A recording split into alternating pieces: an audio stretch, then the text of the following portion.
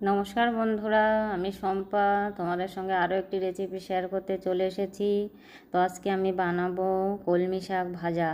তো এটা একদম সহজ রেসিপি, আমি জানি তোমরা সবাই এটা পারো। তো আমি কিভাবে বানাই সেটা তোমাদের সঙ্গে শেয়ার করছি। তো আমি এখানে কিছু কলমি শাক ভালো করে ধুয়ে কুচিয়ে নিয়েছি, আর কিছু আলু এভাবে লম্বা করে কেটে নিয়েছি, আর নিয়েছি বেশ কয়েকটা রসুনের কোয়া থেতো করে নিয়েছি, কয়েকটা চেরা কাঁচা লঙ্কা নিয়েছি।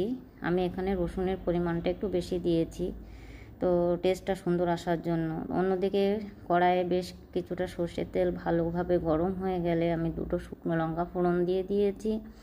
তারপরে দিয়ে দেব আরও কিছুটা কালো জিরে ফোড়ন।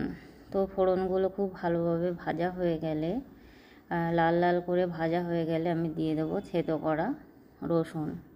তো রসুনটা একটু ভাজা হয়ে গেলে দিয়ে দেবো চেরা কাঁচা লঙ্কা তেলের মধ্যে দিয়ে দেবো, দিয়ে ভালো করে ফ্রাই করে নেওয়ার পরে আমি শাকগুলো দিয়ে এভাবে নেড়ে চেড়ে নেব। তো তারপরে পরিমাণ মতো হলুদ দিয়ে দেব, পরিমাণ মতো লবণ দিয়ে দেব। তো সব উপকরণগুলো দেওয়ার পরে আমি একসঙ্গে ভালো করে এভাবে নেড়ে চেড়ে দেব, গ্যাসের ফ্লেমটাকে অবশ্যই হাইতে রেখে। তো দেখো জলটাও বেশ অনেকটা শুকিয়ে এসেছে, সেদ্ধ হয়ে গেছে আলু শাক সবগুলো। তো এই অবস্থাতে আমি হালকা অল্প একটু চিনি দিয়ে দেব স্বাদ ব্যালেন্স করার জন্য।